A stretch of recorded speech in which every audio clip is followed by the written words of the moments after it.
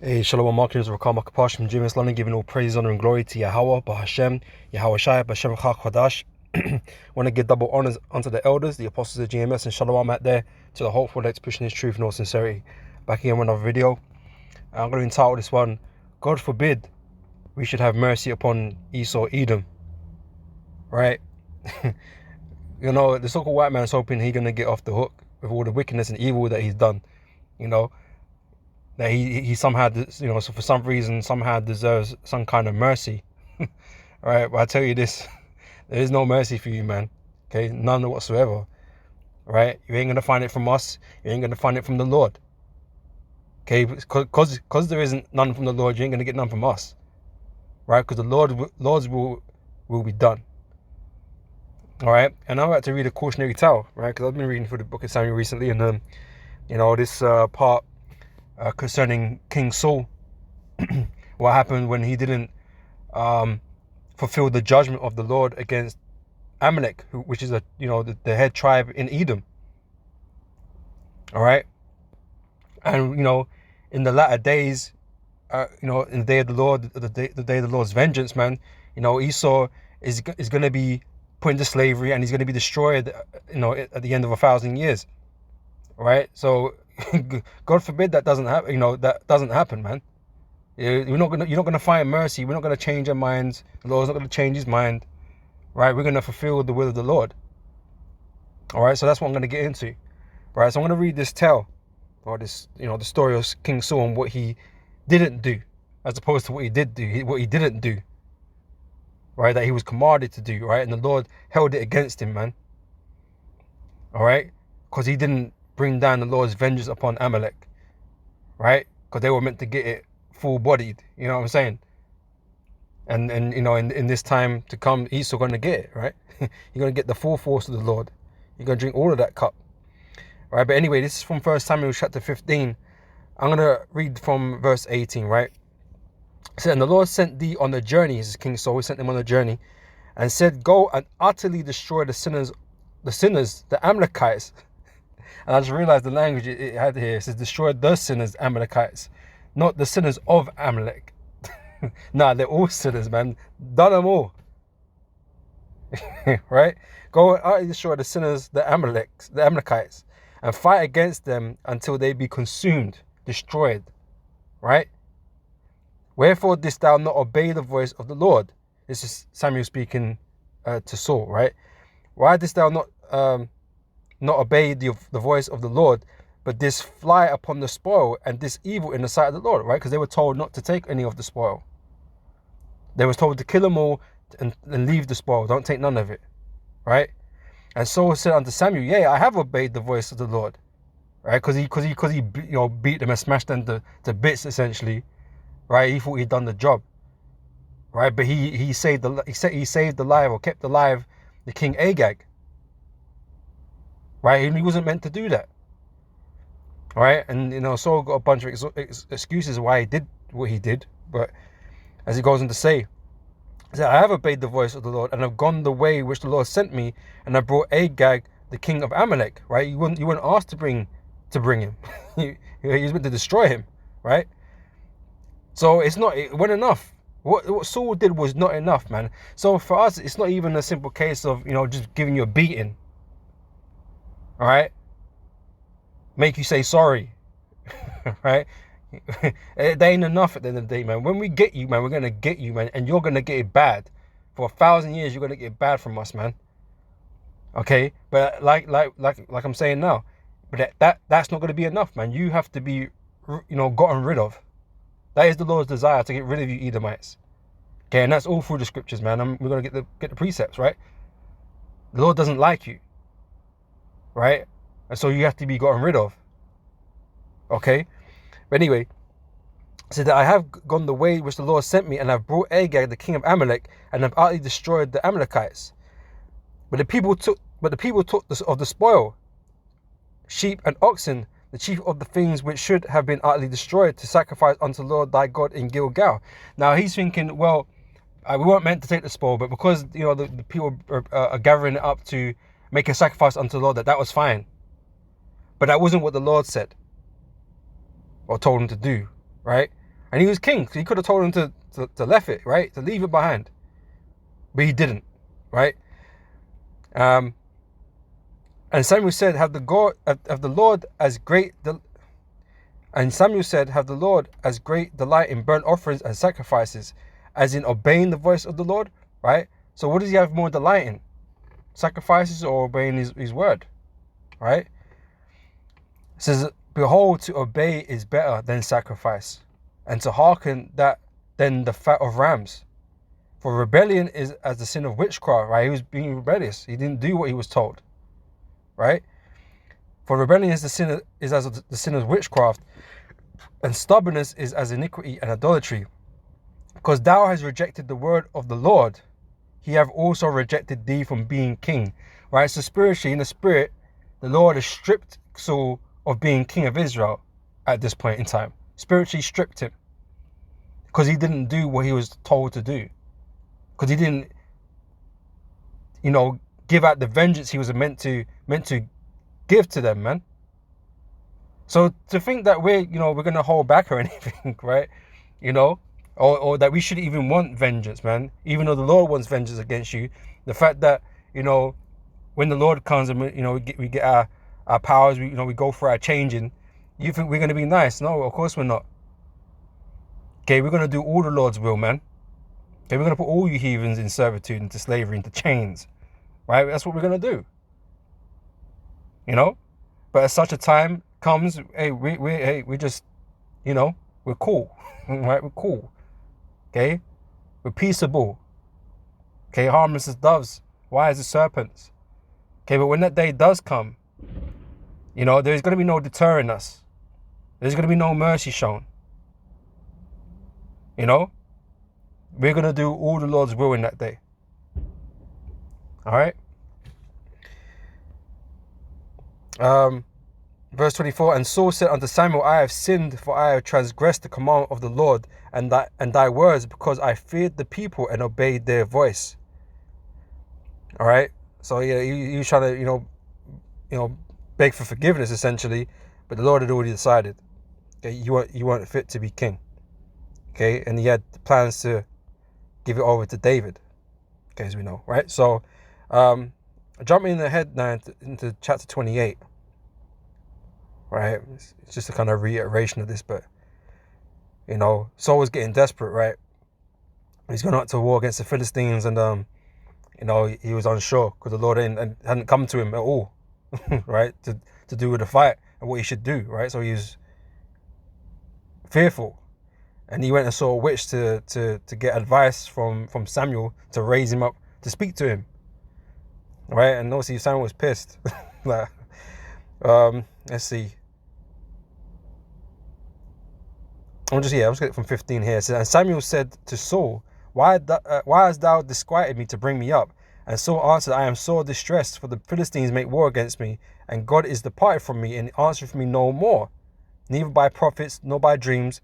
Therefore I have called thee, that thou mayest make known unto me what I should do. So he's repeated the same problem, right? He was told, witchcraft is wickedness, is sin, right?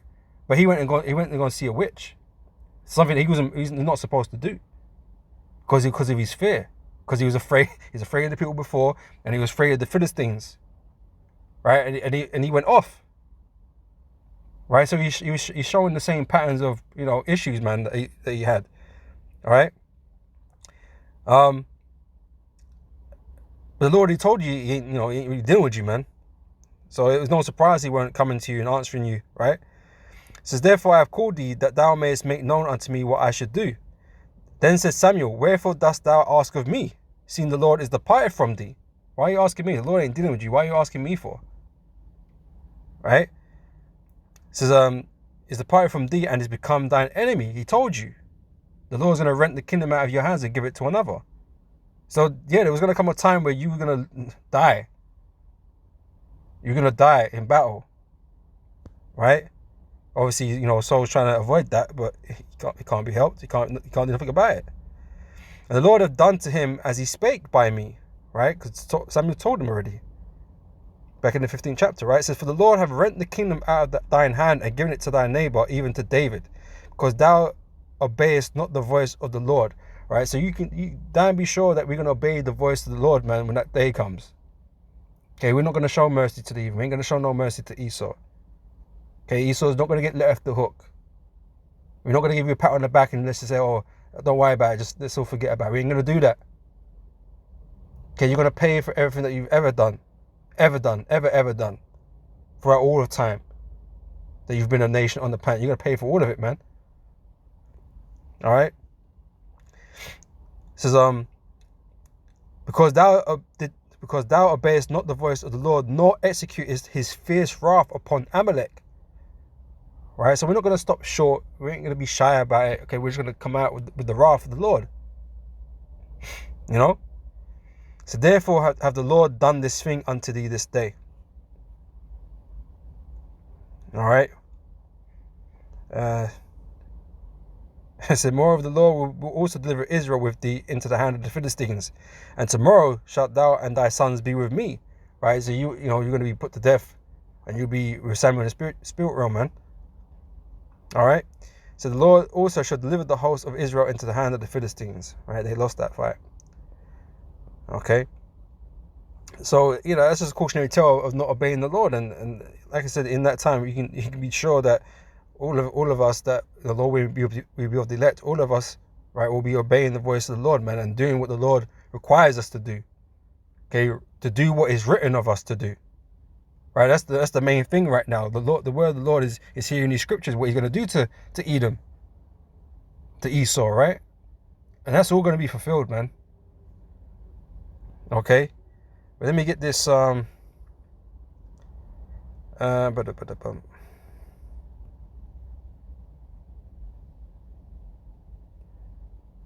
Malachi chapter 1 verse 3 said, and I hated Esau and laid his mountains and his... let me start from 2. So I have loved you, saith the Lord, yet ye say, wherein hast thou loved us? Was not Esau Jacob's brother? Saith the Lord, yet I loved Jacob, and I hated Esau, and laid his mountains and his heritage waste for the dragons of the wilderness. Whereas Edom saith, we are impoverished, but we will return and build the desolate places. Thus saith the Lord of hosts, they shall build, but I will throw down. And they shall call them the border of wickedness, and the people against whom the Lord have indignation forever. Right? And that hasn't changed. That will never change. He said forever, right? Esau is still the hated bastard, man. He's still the hated one. All right? And the Lord has got no mercy for him whatsoever, man. So you so-called white people, man, you're in a spot of bother, man. You're in a spot of bother. Right? To say the least. And the outcome can't be changed. Okay, but you're gonna cry, and plead that, oh, why are you so full of hate? Well, the Lord hates you, man. What do you want us to do about that? The Lord hates you, man, and the Lord requires that we hate you, man, and we've got every fucking reason to hate you. So what the fuck do you want from us, man? Oh, you're evil. No, not evil. You're fucking evil, man. We're just justice, man. We're the balance. Along with Yahushua, we're gonna bring balance to the earth, man. We're gonna right the wrongs. Okay, that's all that's going to happen. We're not evil. You're the evil ones, man. But we're going to bring evil to you, man, to balance that scale, to balance the force. The Lord's got it in for you, man. And it's extreme. But you've done extreme things, man. And so it's all what's the word, man? Yeah, I can't think of the word. It's reasonable. It's all reasonable, man. That'll do. That would do.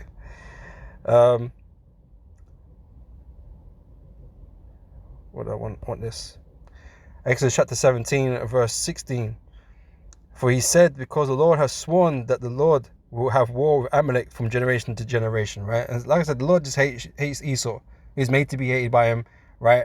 And he's going to have war with Amalek, who is the head tribe of Esau, forever and ever, from generation to generation, until that beef is done, until you're gone. There is no more until there is no more generations of Amalek. Saul didn't do it. And you got vocab, talking about, it was done in such and such a time, and the Maccabees and all this, blah blah blah blah.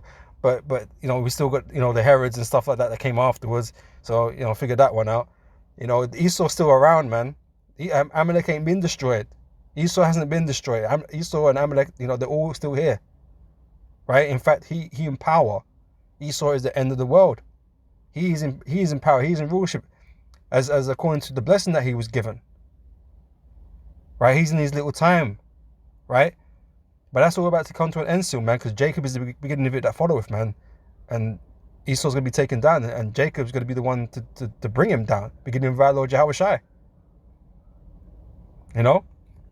So we're going to do him in. we're gonna grab that hill and pull him down, right?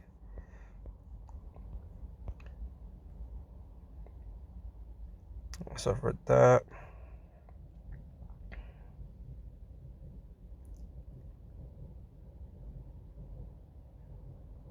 let's grab Obadiah 1 and 15 here, right? I'm going to read from 15. Actually, I'm going to read up, man.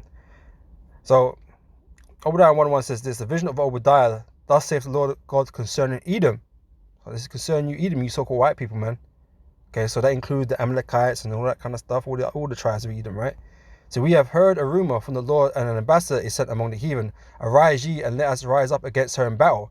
Oh, that war with Amalek from generation to generation. Oh, guess what? It continues. Right? The saga continues, right? It says, behold, I've made thee small among the heathen, thou art greatly despised.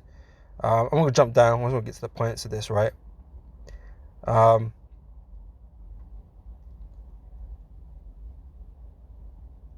Verse 8 says, shall I not in that day, saith the Lord, even destroy the wise men out of Edom, and understanding out of the mount of Esau? And thy mighty men, O Teman, shall be dismayed, to the end that every one of the mount of Esau shall be may be cut off by slaughter. For thy violence against thy brother Jacob, shame shall cover thee, and thou shalt be cut off forever. Right? So the Lord got a heavy target on your back, man, for the shit that you've done to his children, to his people. All right, and this is why we're going to get the revenge over you, man.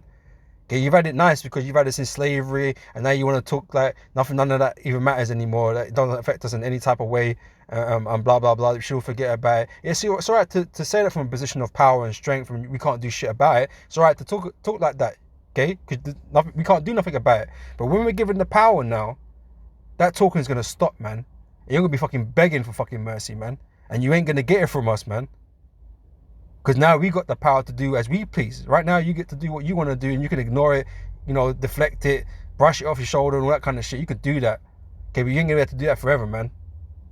And this is what scares the fuck out of you, man, because that day is coming. You're weakening, and you know you're weakening. You're scared, right? Because your time is coming. Recompense is coming, right?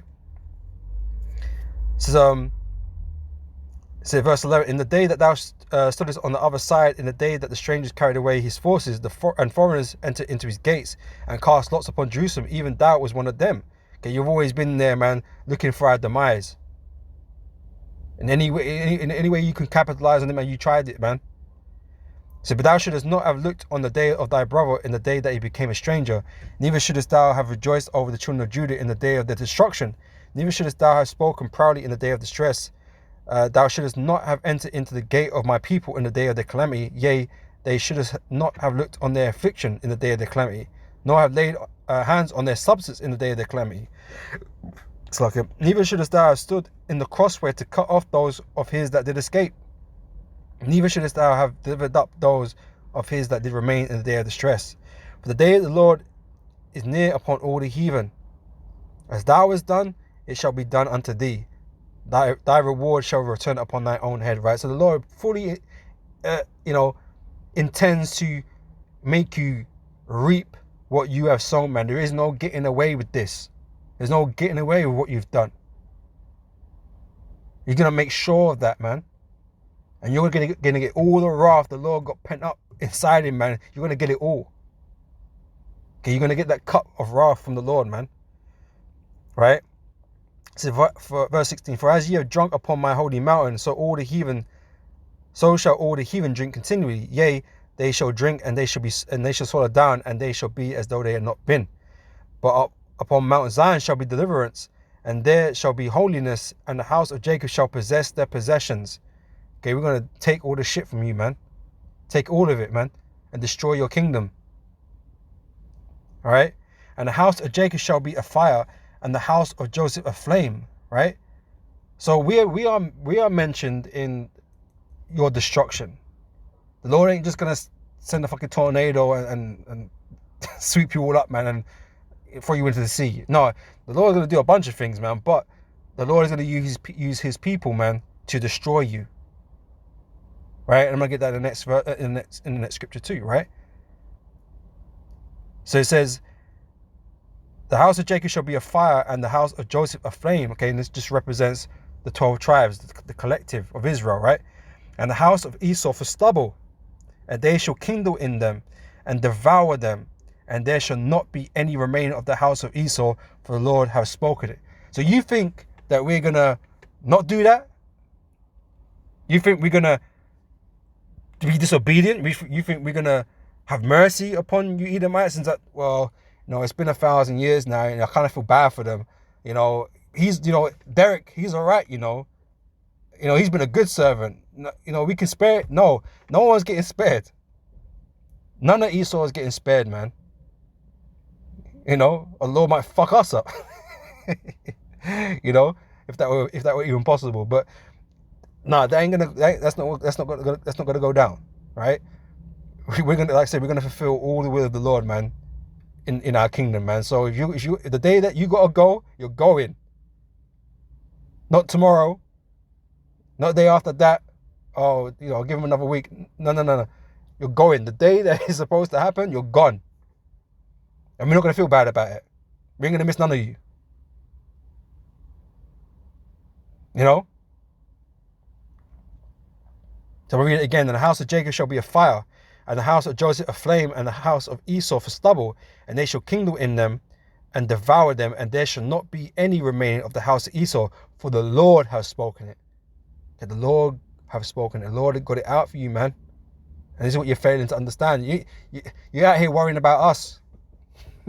You're worrying about us, man. We're not the ones to be worried about, really. Right? The Lord got it. The Lord got it out for you, man.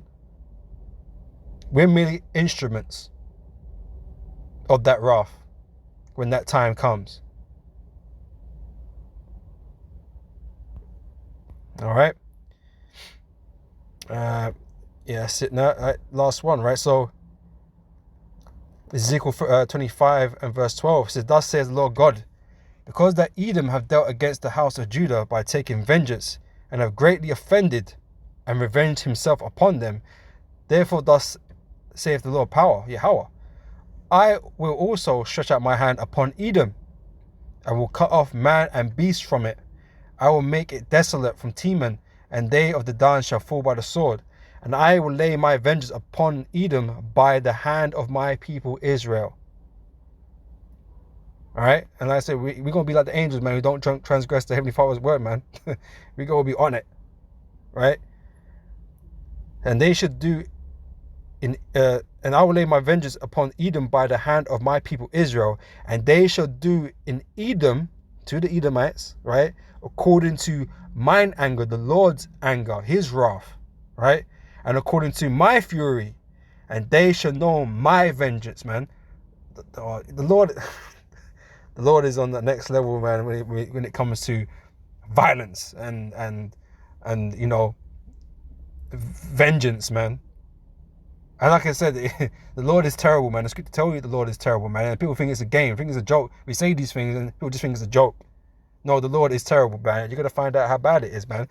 The 1,000 years that you're going to be underneath us, man, bro, there might as well be a hell. That actually might be better for you. You know? Because you're going to experience nothing but pain for 1,000 years, man. Imagine that. That might as well be forever. That might as well be an eternity of just pain and anguish. You know? Yeah, it's gonna be a bad time for you, man. And then we ain't gonna feel bad about it. You know, we ain't gonna feel bad at all about it. You know, that is what you've earned. You've earned yourself that, Esau. You earned it for yourself. Okay, that's the only thing you ever did earn. It's a fucking ass whooping, man. You know? It says, thus says the Lord power, Yahweh, because the Edom have dealt against the house of Judah by taking vengeance, and have It's like I was nowhere near up there. I already read all that, right? In verse 14 again, we'll close out.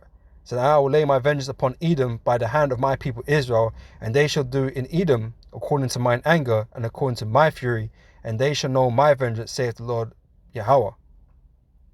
All right. So, yeah, man, there ain't gonna be no mercy for Esau, man. Don't matter how much you're gonna beg or cry for it. Okay, it just ain't gonna come. You know, we would know better than to feel soft and have mercy upon you. Because like I said, Saul is a cautionary tale, man. Okay, for not obeying the Lord. And hell, our whole our whole existence almost, being in captivity, and that is a testimony to all of that. But the things that happen when you don't obey the Lord, man. So you'll be sure that we're gonna be doing all the Lord's will. Okay, when we're all changed, and when the Yahushua turns up. Okay, you can be sure of all of that, man. So there ain't no getting out of it, man. Okay, we ain't gonna feel bad for you after 1,000 years and feel soft, get soft on you. No, okay, that ain't gonna happen. Anyway, with that, Lord witness is edifying. I'm gonna say shalom. I'll catch you brothers and sisters on the next video, man. So till next time, I say shalom.